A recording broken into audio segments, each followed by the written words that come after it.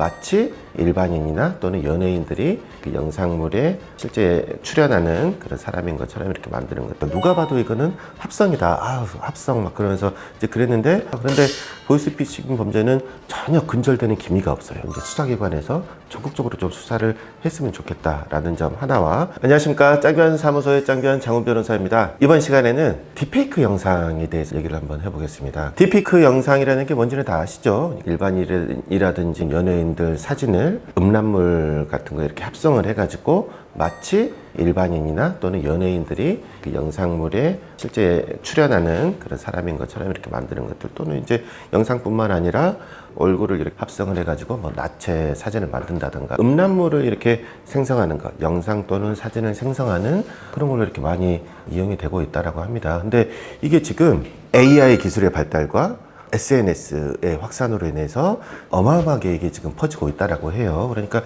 SNS가 발달한 거는 인스타그램이라든지 카카오톡에 이제 자기 뭐 프로필 사진이라든지 그런 그 SNS 계정에 자신의 이렇게 사진을 올리는 경우가 많지 않습니까? 본인이 올린 사진을 일반인들이 무작위로 이렇게 막 취득을 할 수 있게 된 거예요. 그리고 AI 기술의 발달로 인해서 예전에는 그런 딥페이크 영상이라든지 딥페이크 사진이라든지 그 질이 굉장히 조잡했어요. 누가 봐도 이거는 합성이다. 아, 합성 막 그러면서 이제 그랬는데 AI 기술이 발달하면서 지금은 사진만 제공을 하면 뭐 10초 안에 그 나체 사진을 만들어낼 수도 있고, 또 심지어는 딥페이크 영상을 만들 수 있는 프로그램 자체가 공유가 되고 있다라고 하고, 사진만 제공을 해주면은 그런 영상을 만들어 주겠다라고 하는 불법 사이트들도 굉장히 많이 생기고 있다라고 한다는 거거든요. 이 두 가지가 결합이 돼가지고 딥페이크 영상이라든지 딥페이크 무슨 사진이라든지 정말 무분별하게 퍼지고 있고, 이로 인한 피해자들이 너무 많이 지금 생기고 있다. 그래서 이게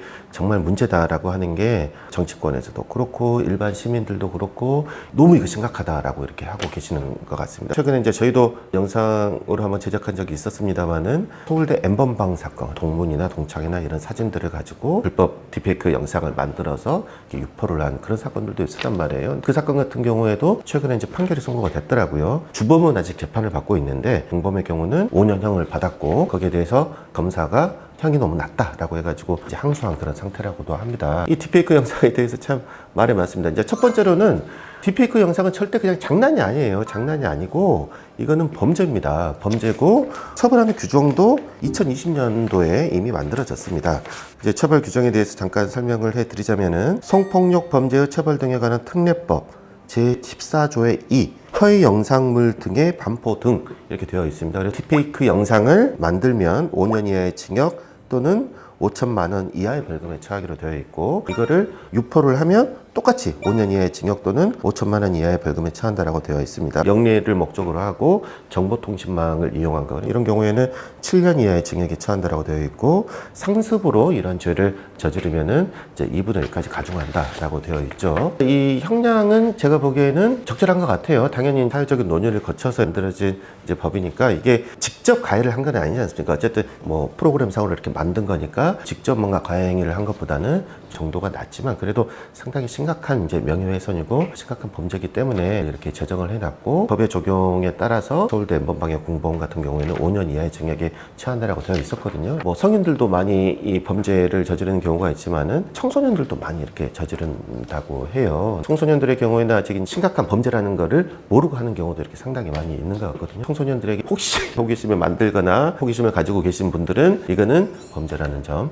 이거를 분명히 이제 아셔야 될 것 같고요. 제가 안내를 해드렸다시피 만든 사람 그리고 배포한 사람만 처벌하게끔 되어 있지 않습니까? 그런데 요즘에는 이게 문제가 심각하다 보니까 이거를 본 사람도 처벌을 해야 된다라고 논의가 이루어지고 있는 것 같아요. 근데 이 부분에 대해서는 충분히 뭐 고려해 볼 법하다. 그러니까 영상 자체가 불법 영상물이지 않습니까? 불법 영상물을 시청하는 것도 불법 영상을 만들고 반포하는데 부추기는 이제 그런 작용을 하지 않습니까? 그래서 불법 영상물을 시청하는 것도 처벌한다라는 거는 충분히 논의에 범직한 그런 거라고 합니다. 이거는 소위 얘기하는 그 야동, 일반 음란물과는 다른 거예요. 일반 그 음란물은 불법은 아니지 않습니까? 불법은 아닌데 이거는 이제 불법이기 때문에 시청하는 것도 상당한 이렇게 주의를 기울여야 된다라고 말씀을 드릴 수 있을 것 같습니다. 제가 이렇게 드렸던 말씀들은 처벌 규정은 이미 2020년도에 만들어져 있음에도 불구하고 광범위하게 퍼지고 있다라는 거 아니겠습니까? 이거를 도대체 어떻게 하면 막을 수 있느냐라는 건데 저도 이거를 준비하면서 이게 과연 막을 수 있는 건가? 현실에서 이루어지는 범죄들이나 어떻게든지 이렇게 잡을 수 있고 막을 수 있고 한단 말이죠. 근데 인터넷으로 넘어가 버리면은 정말 잡기가 힘들단 말이에요. 제가 영상에서도 많이 말씀드렸던 것 같은데 정말 심각한 범죄인 그 보이스피싱 범죄 있지 않습니까? 보이스피싱 범죄도 콜센터에서 막 문자 보내고 카톡 보내고 투자만 하면은 뭐 200% 이렇게 확실하게 뭐 인상이 된다든가 수익 보장한다든가 카톡을 보내고 그런 모든 범죄를 다 이렇게 조율하는 그런 사람들은 안 잡힌단 말이에요. 잡히는 경우가 거의 없습니다. 근데 잡히는 사람은 현실에서 실제로 돈을 받아간 사람, 돈이 입금이 되면은 그거를 뭐 인출하는 사람, 또 이제 환전하는 사람, 이런 사람들은 현실에 노출이 되기 때문에 이런 사람들만 간혹 잡힌단 말이죠. 이 딥페이크 범죄는 현실에 사람들이 움직이는 경우도 없고 전부 다 이제 인터넷상에 되다 보니까 범죄를 과연 효과적으로 억제할 수 있는 방법이 있는가 하는 너무 어려운 그런 문제인 것 같습니다. 최근에 AI 기술이 발달하면서 문제가 지금 불거지고 있지만은 보이스피싱은 사회적으로 큰 문제가 된 지 정말 오래됐지 않았습니까? 그런데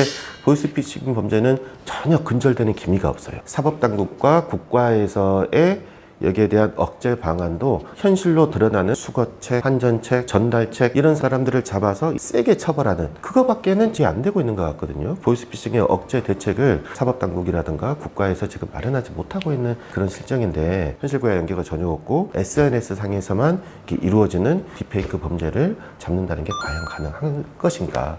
여기에 대해서는 상당히 큰 의구심이 있습니다. 서울대 N번방 사건을 예로 들자면은 이 사건은 피해자가 내가 이런 피해를 받고 있고 이 사람이 의심이 되니까 이 사람에 대해서 수사를 해주세요 라고 경찰에 여러 번 이렇게 얘기를 했습니다만은 경찰이 증거가 없다는 이유로 수사를 이렇게 중지하고 불송치를 하고 이렇게 한 상황에서 그 피해자가 직접 발로 뛰어가지고 가해자를 잡아낸 그런 사건이란 말이죠. 제가 보기에는 이렇게 무분별하게 퍼지는 거를 어떻게 억제를 할 것인가는 정말 국가적인 차원과 개적인 차원에서 생각을 해야 될 문제인 것 같고 범죄자가 어느 정도 특정이 된다든가 아니면은 범죄 피해가 확실히 확인되는 경우에는 이제 수사기관에서 전국적으로 좀 수사를 했으면 좋겠다라는 점 하나와 그리고 두 번째는 이런 유의 범죄들이 SNS에서 서로 막 주고받고 유포되고 하는 유의 범죄들이 다 특정 SNS, 텔레그램에서 많이 이루어지고 있단 말이죠. 근데 텔레그램에서 왜 이렇게 많이 이루어지고 있느냐? 우리나라에서 제일 많이 사용되는 카카오톡은 뭐 수사기관이라든가 이런 데서 범죄 혐의가 있을 때 신원을 특정해 달라든가 이런 식의 협조를 요청을 하면은 카카오톡은 잘 협조를 해줍니다. 근데 텔레그램은 협조를 안 해줘요. 그런 요청을 해봤자 반응도 안 합니다. 여기에 대해서도 최근에 정말 기대할 만한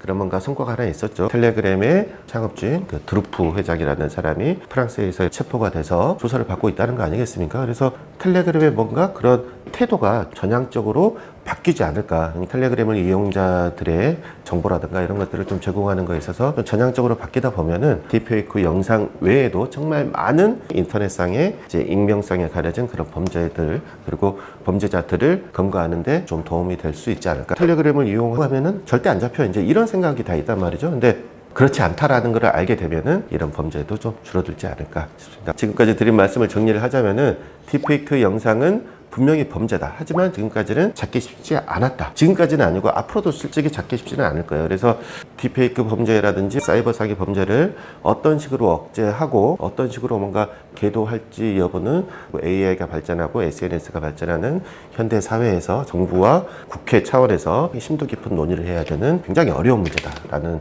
점과 두 번째는 텔레그램이 범죄 온상 같은 그런 느낌이에요. 제가 변호사 활동을 하면 텔레그램을 이용한 그런 범행과 대화는 사법당국이 입수하기가 어렵거든요. 그리고 입수를 한다고 하더라도 대화의 주체가 누군지 그 대화의 인적사항이 뭔지를 밝혀내는 것도 정말 어려운데 드루프가 프랑스에서 이렇게 체포되는 거를 기화로 삼아서 수사 당국의 협조 요청에 전혀 이제 응하지 않았던 그런 태도에도 좀 변화가 보인다면 그래도 어느 정도는 좀 개선이 될 수 있지 않을까. 겹지방에 있는 사람이 수사기관에 제보를 하고 이 사람들 중에 실혼이 특정이 되는 사람들은 이러이러한 사람들이 있으니 이거를 제작하고 유포한 사람은 어떤 사람일 가능성이 높다라는 식으로 이렇게 제보를 할 수 있겠죠. 근데 N번방도 똑같았어요. 그렇게 해가지고 저 사람인 것 같아 라고 했는데 이제 수사기관에서는 그런 것 같긴 한데 확신할 수가 없어. 그러니까 뭐 불송치 이렇게 됐었단 말이죠. 결국에는 피해자가 열심히 뛰어서 저 사람이 맞다라는 핵심적인 증거를 가져와가지고 근거된 케이스인데 수사당국의 패배의식 또는 체념, 텔레그램이나 SNS에서 벌어지는 사건의 범인을 잡는다는 것 자체가 어차피 어려워